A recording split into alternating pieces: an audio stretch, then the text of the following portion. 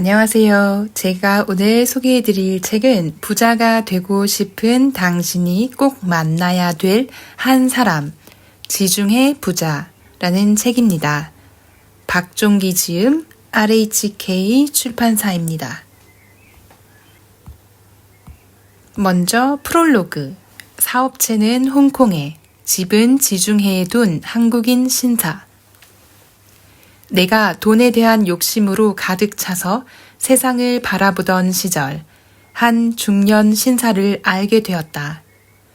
상대를 당혹스럽게 하는 까다로운 말투와 행동 때문에 첫인상은 좋지 않았지만 돈이 무척이나 많다는 사실을 알고부터는 그를 만나기 위해 온갖 노력을 해야 했다. 그에게 10년 동안 계속 연락을 했고 한국에 올 때면 가끔 어쩔 땐 아주 가끔 만날 수 있었다. 최근 부산에서 만났을 때 아주 특별한 일이 있었다. 그는 평소와 다르게 많이 흥분해 있었다. 주위를 둘러싼 직원들의 표정 역시 긴장한 채 굳어 있었다.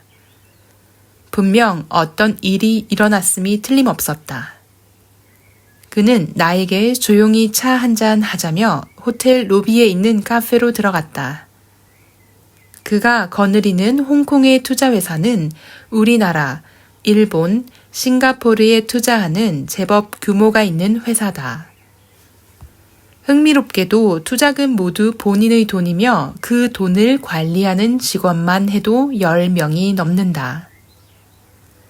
이 이야기는 전부터 대강 알고 있었지만 그는 오늘따라 좀 더 자세히 설명을 해주었다. 그는 여전히 흥분한 듯 보였고 무척 힘들다는 표정을 지었다. 잠시 후 결심을 한 듯 내게 말했다.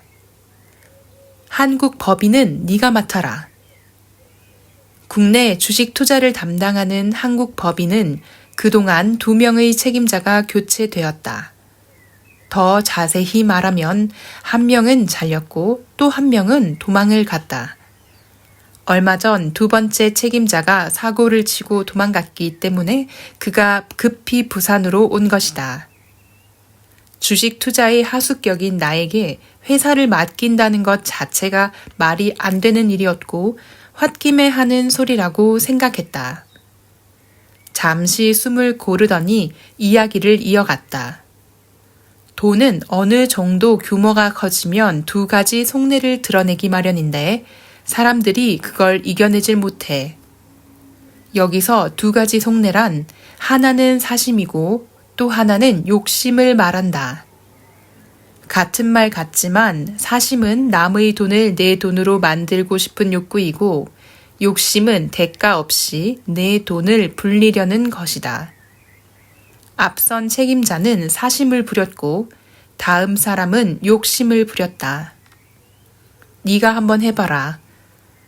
갑작스런 제안에 당황스러웠고 걱정이 앞섰다. 그런 나에게 그가 말했다. 주식은 실력이 전부가 아니다. 벌 때도 있고 잃을 때도 있다. 정확하게만 해라. 그렇게 해서 부담스런 회사를 맡게 되었다.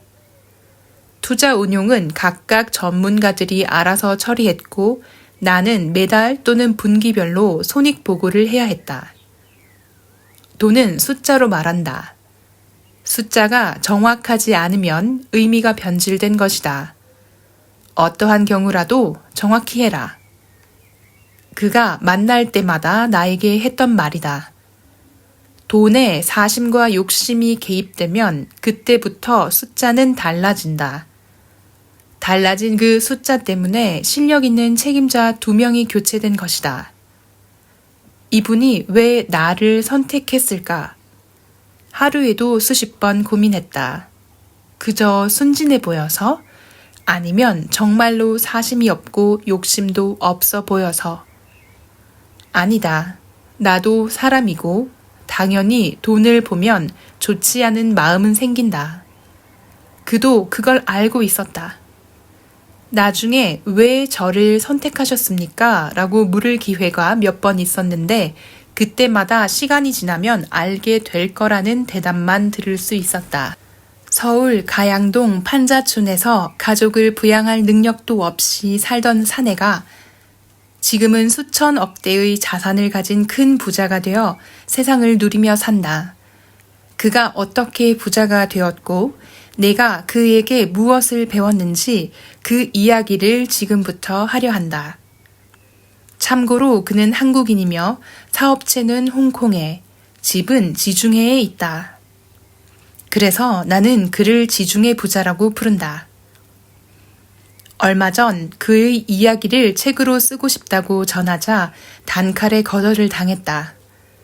몇 차례 이메일을 보내고 전화로도 설득했다.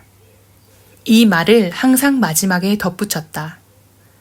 내가 당신에게 배운 것처럼 다른 사람들도 뭔가를 깨닫는다면 세상은 더 밝아지지 않겠습니까? 이분은 젊을 적 어두운 막사에서 오래 살아서인지 밝은 세상이란 표현을 무척이나 좋아했다. 드러내기 싫어하는 부자들의 공통된 습성으로 좀처럼 승낙하지 않았으나 지난달 만났을 때 몇 가지 조건을 제시하며 허락을 해주었다. 아마도 밝은 커피숍에서 밝은 옷을 입고 매달렸기에 가능했던 것 같다. 여기서 몇 가지 조건이란 자신을 밝히지 말 것, 좋은 것만 이야기할 것, 그리고 내가 알고 있는 과거사 몇 가지는 뺄 것, 빼야 하는 과거사는 자식들이 알면 창피한 것과 자신이 생각해도 부끄러운 몇 가지이고 나머지는 지극히 사적인 것들이라 별로 전하고 싶지 않은 내용이다. 사람마다 부자에 대한 기준이 다르고 돈에 대한 철학도 다르겠지만 이 책이 전하는 지중해 부자의 이야기는 돈에 얽매인 인생을 보다 풍요롭게 가꾸는데 손색이 없을 거라는 생각이 든다. 그래서 꼭 책으로 쓰고 싶었다. 독자들이 내가 받은 것 이상의 도움을 얻기를 바란다. 마지막으로 멀리 지중해 해안에서 이 책을 읽고 있을 그분께 진심으로 감사드린다. 네, 벌써부터 프롤로그만 들어도 너무 이야기가 기대가 됩니다. 오늘 소개해드릴 먼저 스토리 1. 마음만 앞선 채 분주한 사람에게 고함. 30을 갓 넘긴 어느 여름날이었다. 나는 그때 적지 않은 종잣돈을 모은 덕분에 재테크에 대한 관심이 최고조에 이른 상태였다. 시간이 날 때마다 증권사에 함께 들렸고 주말에는 아내와 함께 땅을 보러 다녔다. 사무실 근처에 위치한 M증권사의 H지점장을 자주 만났다. 당시 대한민국은 펀드 열풍으로 들썩였는데 나도 이 열풍에 동참하기 위해 증권사를 찾게 되었고 거기서 H지점장을 알게 된 것이다. 처음 증권사에 들러 창구 직원에게 펀드에 가입하고 싶다고 하자 증권 계좌와 펀드 계좌를 만들어 주었다. 창구 직원은 매달 얼마씩 입금할 거냐고 물었다. 나는 1억이 넘는 통장을 보여주며 그 돈을 모두 투자하겠다고 했다. 창구 직원은 조금은 당황하는 표정으로 곧장 지점장실로 안내했다.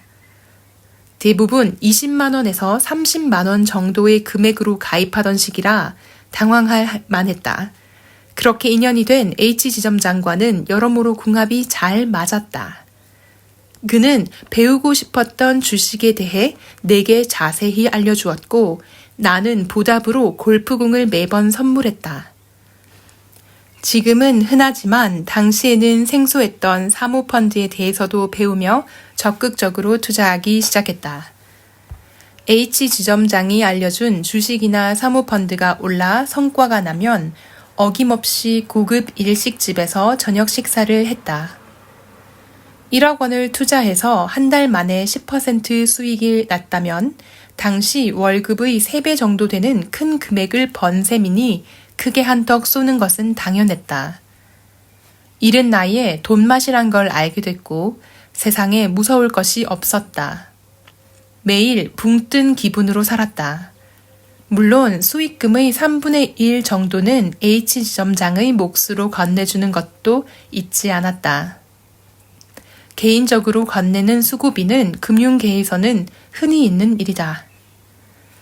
그렇게 투자의 재미에 푹 빠져 있던 어느 날, 한 번은 고급 일식집이 아닌 적당한 가격의 소고기집에서 술잔을 기울였다.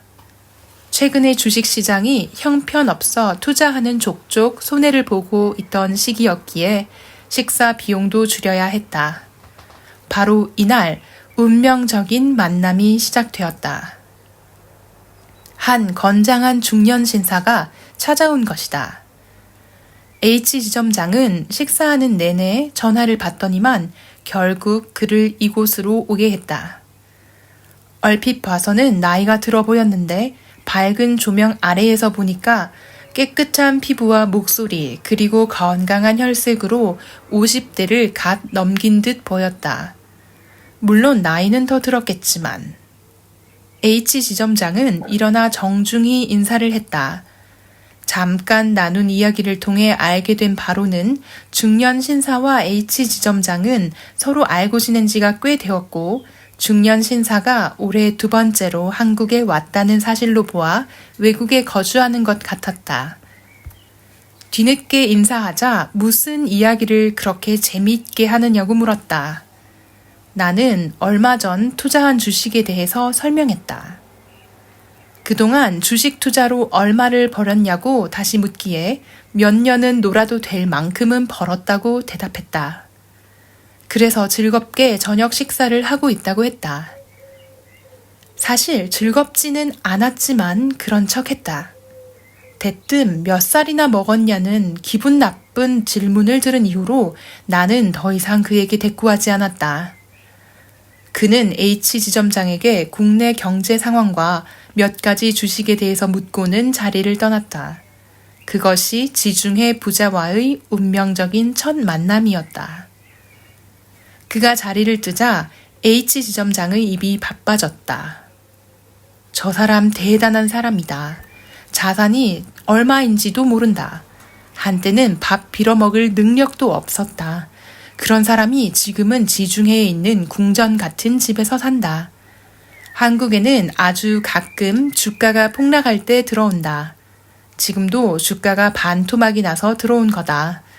아마 이번에도 제대로 한몫 챙기고 갈 것이다.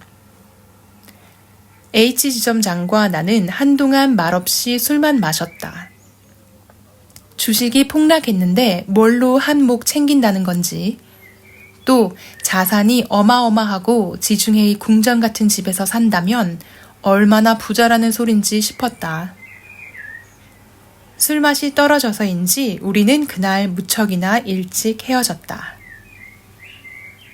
지중해 부자를 다시 만나는 데에는 한 달이 채 걸리지 않았다.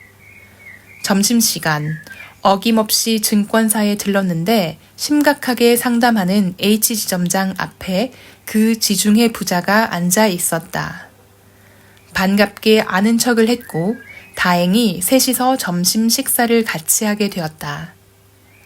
맛있는 걸 사드리겠다고 하자 황태찜을 먹고 싶다고 해서 근처의 비좁고 시끄러운 식당으로 들어갔다. 기사식당이라 그런지 빈자리가 있으면 자연스럽게 합석해서 먹는 그런 식당이었다. 그분에게 정중하게 명함을 건네며 올해 30살이라고 말했다. 1인용 쟁반에 반찬과 국이 각각 따로 차려져 나왔다. 시뻘건 황태찜도 한 마리씩 먹음직스럽게 접시에 담겨왔다. 밥을 먹으면서 묻고 싶었던 말이 입안을 맴돌았지만 한참 지나서야 물을 수 있었다. 선생님은 어떻게 해서 그렇게 큰 부자가 되셨나요? 그건 당시 나에게는 애절하고 중대한 사안이었다. 어려서부터 넉넉지 못한, 아니 겨우 먹고 살아야 하는 삶 때문에 포기한 것이 많아서인지 돈 없는 삶은 상상할 수 없었다. 그래서 항상 돈 많은 부자가 되고 싶었다. 고등학교 졸업장을 받기 전부터 일을 하기 시작해서 버는 족족 돈을 모았다. 그렇게 허리띠를 졸라매며 아등바등 종잣돈을 모으는 데에는 성공했지만 거기까지였다. 아무리 더 벌려고 해도 한계가 있었고 부자처럼 여유롭기는커녕 오히려 돈에 더 쫓기는 삶이 계속되었다. 주식과 펀드를 통해 간간히 수익은 얻었지만 그것도 한계가 있었다. 1,000만 원을 벌면 어느새 그 정도 금액을 잃고 있었다. 그래서 씩씩거리며 황태찜을 뜯고 있는 이분에게 어떻게 부자가 되었는지에 대한 대답을 꼭 들어야 했다. 내가 질문을 한 지 한참 된 것 같은데 그는 말이 없었다. 맛있네. 옛날 맛 그대로야. 땀을 뻘뻘 흘리며 손가락에 묻은 양념까지 빨아먹고 있었다. 나는 안중에도 없어 보였다. 대답 듣기를 포기하고 밥이나 먹었다. 어떻게 이런 맛이 나는지 비리비리하면서도 매콤한 게 맛있었다. 국물까지 다 마셔버렸다. 그렇게 식사를 마치고 계산을 했다. 그 후로 그를 만나기까지 1년하고도 6개월, 이번에는 인천공항 라운지에서였다. 가족을 데리고 얼마 전 한국에 놀러와 동생이 살고 있는 통영에서 보름간 머물다가 지중해로 돌아가는 날이었다.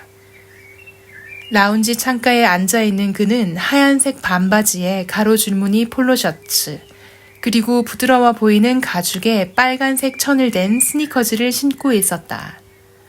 그래서인지 작은 키가 더 작아 보였다. 그와 그의 아내에게 허리를 굽혀 인사했다. 자녀들은 근처에서 골프를 치고 곧 올 거라고 했다. 1년 6개월 전 황태찜을 먹은 이후 고민이 많았다. 그와 가까워져야 했고 한국에 올 때마다 만나고 싶었다. 멀리 있는 그에게 내가 할 수 있는 일을 찾았지만 마땅히 할 게 없었다. 큰맘 먹고 고급스런 선물을 보낼 수도 없었고 찾아갈 수도 없었다. 왜냐하면 주소를 몰랐으니까. 알 길도 없었고. 그렇게 고민하던 중 H 지점장이 가끔 그에게 이메일을 보내는 것을 보고 눈이 번쩍 뜨였다. 그래서 나도 이메일을 써보기로 했다. 매일 아침 같은 시간에 이메일을 보냈다. 존경심과 애절함을 가득 담아 편지를 썼다. 마지막에는 한국에 오면 꼭 만나고 싶다고 했다. 그렇게 1년하고 3개월쯤 지났을 때 비로소 답장이 왔다. 단 2줄이었는데 읽기 귀찮으니 이제 그만 보내라가 내용의 전부였다. 그런데 그로부터 다시 3개월 후 그에게서 전화가 왔고 오늘 이렇게 만나게 된 것이다. 비행기는 2시간 후 출발 예정이라 여유가 충분했다. 그의 아내는 걷고 싶다며 라운지를 나갔다. 덕분에 나는 그와 단둘이 있게 되었다. 요즘 부자들은 전용기를 갖는 게 유행이라고 들었는데 선생님 전용기는 수리 중인가 봅니다. 썰렁한 농담으로 대화를 시도했다. 그는 대답 대신 불아리는 흰 눈동자를 보여주었다. 나는 그동안 살아온 이야기를 했다. 대기업에 입사해 3년을 못 채우고 그만둔 사연과 지금 일하는 작은 회사에 대해서도 자세히 말했다. 성공하고 싶어서 책을 열심히 읽고 유익한 강좌도 수시로 들으며 틈틈이 일본어 공부도 한다고 했다. 재테크에 관심이 많아서 주식 투자와 땅을 보러 다니는 게 취미라고 했다. 얼마 전 등록한 부동산 경매 강의 이야기도 했다. 꽤나 유명한 대학에서 개최한 거라 적잖은 비용을 냈다. 마지막으로 정말 열심히 노력하며 사는 것 같은데 변하는 게 없어 힘이 빠진다고 했다. 최근 들어 더욱 그러하다고 했다. 지금 최대의 관심사는 어떻게 하면 돈을 더 벌 수 있을까라는 문제라고 했다. 그는 삐딱하게 앉은 채 내 이야기를 들었다. 오른손 검지손가락을 제외하고는 어떤 움직임도 없었다. 왼쪽 창가에 비치는 햇살 때문에 움푹 들어간 눈매에 그림자가 짙게 깔렸다. 안 그래도 작은 코가 보였다 안 보였다 했다. 곱슬머리에 마른 체형, 평균보다 한참 작은 키, 그럼에도 외국에서 살아서 그런지 조금은 세련된 멋을 풍겼다. 내가 말을 마치고 빤히 바라보자 까딱거리던 손가락을 멈추고 테이블 위에 놓인 가방을 열어 가죽 파우치를 꺼냈다. 돌돌 말린 얇은 가죽끈을 풀더니 안경을 꺼냈다. 렌즈의 두께로 보아 도수도 꽤 높아 보였다. 나이가 드니까 눈이 제일 안 좋아. 예전에는 눈 좋다는 말 참 많이 들었는데. 안경을 썼다 벗었다를 반복하며 멀리 창밖을 바라보았다. 헝겊을 꺼내 안경을 닦으면서 이야기했다. 똑같이 노력하며 살고 있는데 누구는 성공해서 나처럼 잘 살고 있고 또 누구는 너처럼 겨우 살고 있어서 배가 아프다 이 말이네. 이분의 특징을 딱 두 가지로 꼽자면 말을 막 내뱉는 것과 갑작스럽게 이상한 행동을 하는 것이다. 지금도 여전히 그러하고 그래서 주변에 사람이 없다. 말투를 들어보면 사투리도 아니고 어눌하게 한국어를 구사하는 외국인 말투도 아닌 그 중간쯤 되려나? 말끝은 항상 억약을 높이면서 추임새를 넣기 때문에 어쩔 땐 욕을 하는 것처럼 들릴 때도 있다. 길게 말하는 걸 싫어하고 짧게 직설적으로 말한다. 하지만 내게는 주절주절 말을 많이 할 때가 많다. 나는 오늘 만남에서 이 사람의 마음을 반드시 잡아야 했다. 이대로 어설프게 헤어진다면 이분과의 인연은 여기까지일 테니까. 강한 인상을 심어주기 위해 할 수 있는 모든 말을 했다. 내 또래보다 돈도 많이 모았고 곧 집도 살 거라 했다. 잠을 적게 자고 일찍 일어나기 때문에 성실하고 부지런하다는 이야기를 자주 듣는다고 했다. 얼마 전 회사에서 실시한 독서 통신 교육에서 우수상을 받았다는 말도 전했다. 하지만 이야기를 할수록 나라는 사람은 다른 사람들과 별 차이가 없다는 사실만 분명해졌다. 한참 후에 그가 내게 물었다. 너 그때 밥 먹으면서 나한테 물었지. 어떻게 해서 부자가 됐느냐고. 그걸 기억하고 있었다니. 내 표정이 밝아졌다.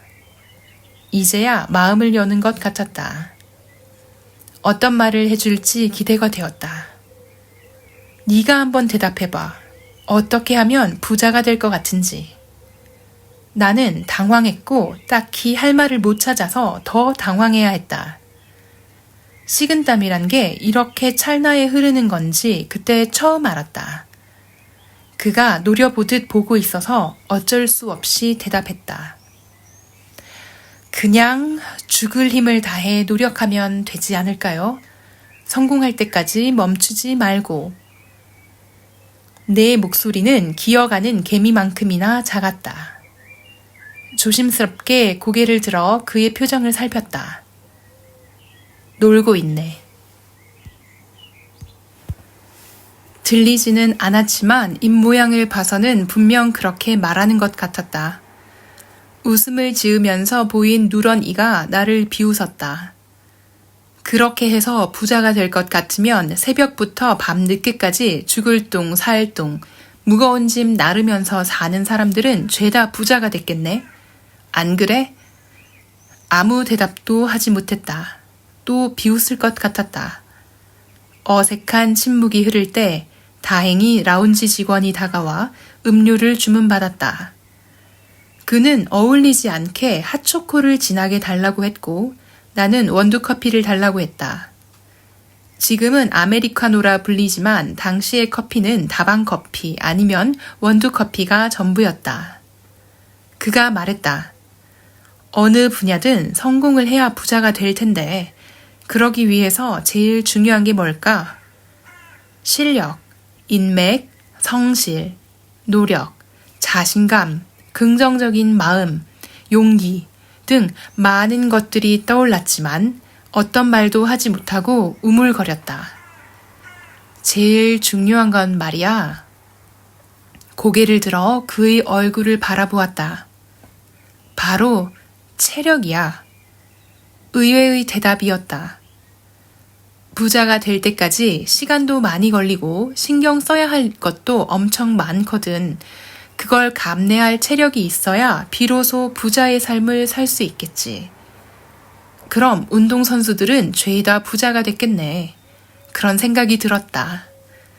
다들 부자가 되려고 너처럼 공부하고 다양한 실력을 쌓으면서 열심히 노력하지.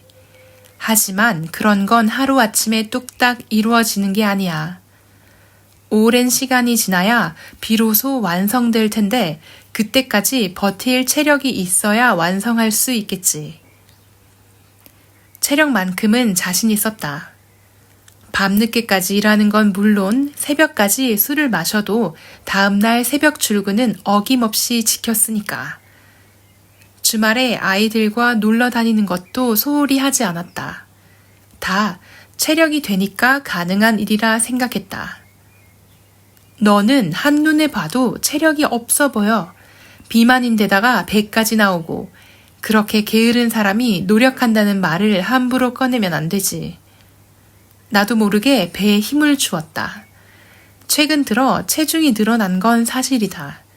늦게 퇴근해서 집에 도착하면 대부분 9시가 넘었고 폭식에 가까운 식사를 했다.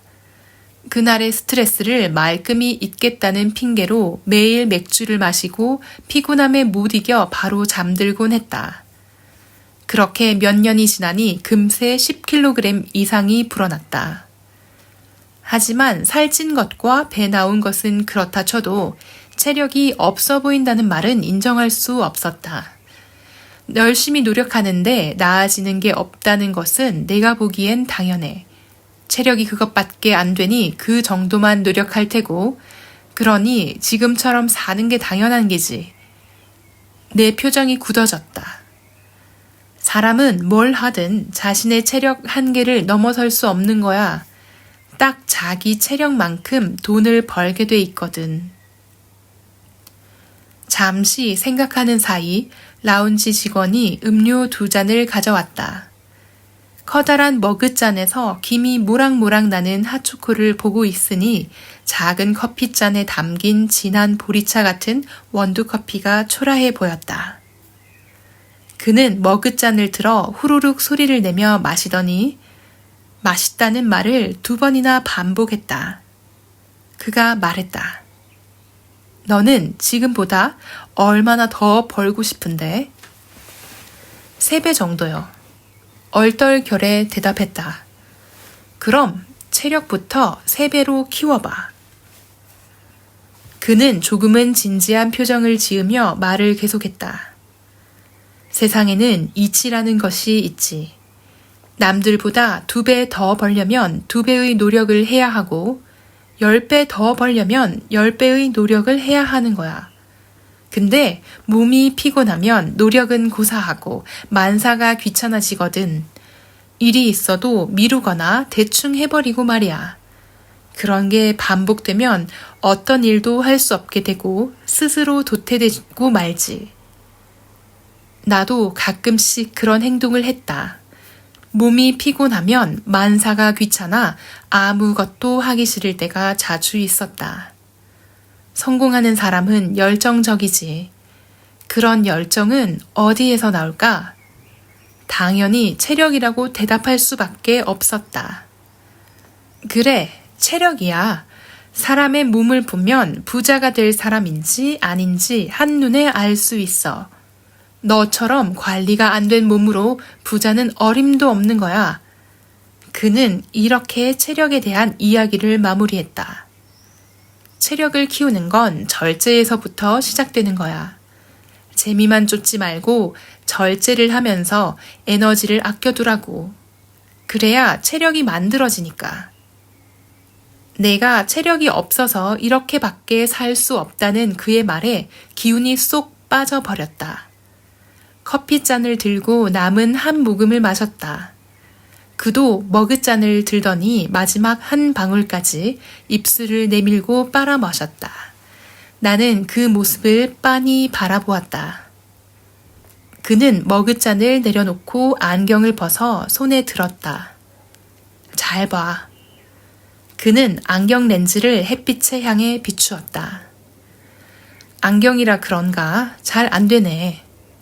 몇 번을 반복하더니 짙은 갈색 테이블 위에 제법 그럴싸한 모양을 만들어냈다. 너 어릴 때 이런 짓 해봤지? 돋보기로 이렇게 작은 점을 만들어서 종이를 태우는 거 말이야. 그의 말대로 20년 만에 처음 보는 짓이었다. 그는 안경을 계속 햇빛에 비추면서 이야기했다. 이 돋보기가 너라고 치자. 네가 아침에 일어나서 잘 때까지 초점을 어디에 두고 사는지 잘 생각해봐. 말없이 안경을 바라보았다. 사람은 말이야, 하루를 시작하면서 누구나 똑같은 시간과 에너지를 갖고 출발하는데 그것을 어디에 사용하느냐에 따라 나처럼 부자가 될 수도 있고 너처럼 그저 그렇게 살 수도 있지. 시선을 돌려 안경이 만들어낸 둥근 원을 바라보았다. 네가 비추는 곳이 이렇게 한 줌에 집중되어 있다면 어느 분야에서든 성공을 하겠지만 지금처럼 여러 곳에 분산된다면 하나도 성공하지 못할 거야. 그는 안경을 내려놓고 내 얼굴을 바라보았다. 네 관상을 보아하니 평소 거절을 잘 못하지? 돈 빌려 달라는 거, 놀러 가자는 거, 술 먹자는 거, 다 거절 못하고 쓸데없는 모임에다 집안 경조사까지 다 챙길 것 같은데 오지랖도 더럽게 넓고 말이야. 실제로 나는 몇 년 후 H지점장에게 돈을 빌려주고 보증까지 서면서 어마어마한 돈을 잃게 된다. 여기저기서 힘 빼지 말고 한 곳에만 집중해. 생산적인 곳에 말이야. 그의 말처럼 지금까지 만나본 부자들은 공통적으로 생산적인 곳에 온 신경을 집중하며 항상 돈을 많이 벌어들였다. 하지만 보통 사람들은 온갖 일에 신경을 쓰고 에너지를 소비하는 경우가 대부분이다. 그래서 항상 돈이 없다. 잠시 후 그의 아내가 돌아왔다. 도넛이 담긴 커다란 박스를 2개나 들고 있었는데 한 개는 아이들 주라며 나에게 건넸다. 지중해 부자는 자리에서 일어서며 시계를 보았다. 애들이 아직도 도착하지 않았느냐며 조금은 신경질적으로 물었고 아내는 벌써 출국장으로 들어갔다고 했다. 라운지를 나오자 입구 쪽에서 비서로 보이는 사람이 기다렸다는 듯이 비행기 티켓과 서류를 들고 다가왔다. 간다. 그는 그렇게 짧은 한마디를 남기고 출국장을 향해 걸어갔다. 인천공항이 새롭게 개항했다는 소식만 들었지 실제로 와본 건 그날이 처음이었다. 비행기가 아니라 사람을 만나기 위해 그것도 보통 사람이 아닌 그분을 그곳에서 만났다는 사실이 지금까지나 꽤나 신선한 추억으로 남아있다. 지금도 공항에 갈 때면 라운지에 들러 그때의 긴장을 떠올리곤 한다. 큰일을 하려면 체력부터 키우고 한 가지 일에 집중해라. 그가 해준 이 말은 지금 생각해봐도 마음만 앞섰던 나에게 최고의 조언이었다. 네, 제가 오늘 소개해드릴 부분은 여기까지입니다. 이 책 정말 쉽고 재미있게 쓰여져 있어서 저는 하루 만에 제가 책을 빨리 못 읽는 편인데도 하루 만에 거의 다 읽은 것 같아요. 특히 이 책을 쓰신 분이 약간 이 지중해 부자와 티키타카를 하면서 딱히 존경하는 마음이 없는 것도 아닌 것이 그렇다고 또 가끔 아주 존경하지는 않는 그런 속마음을 드러내며 글을 전개하는 것이 상당히 흥미롭고 재미있고요. 또 이 책 뒷부분에 보면 이 지중해 부자라고 하시는 분이 얼마나 처절하게 과거를 살았는지, 그리고 얼마나 어렵게 본인의 어려운 과거를 극복하고 비로소 부자가 될 수 있었는지, 약속을 꼭 끝까지 지키는 신의에 관한 내용, 정말 교훈적이라서 많이 배울 점이 있었고, 그 이외에도 주식 투자에 관한 해안 같은 것들, 또 실제로 책을 쓰신 분께서 이야기해주는 본인의 개인사, 또 조금 들어가 있는데 굉장히 재미가 있습니다. 마지막에는 이 지중해 부자라는 분께서 책에 독자들에게 꼭 좀 전달해라 라면서 본인의 말투로 뭐 합디다 라는 어투로 적힌 요약본이 책의 가장 끝부분에 정리되어 있는데요. 결국 가족을 중요하게 생각해라. 체력을 소중하게 관리하고 건강에 신경 써라. 또 약속은 특히 돈에 관련된 약속이라면 반드시 지켜라. 라는 이 부자만의 소신과 철학이 잘 정리되어 있습니다. 재미있는 책이고 배울 점도 너무 많은 책이니까 한번 구매해서 읽어보셔도 후회하지 않으실 것 같습니다. 그럼 오늘도 즐거운 하루 보내시고 다음번에 또 재미있고 좋은 책으로 다시 찾아뵙겠습니다. 감사합니다.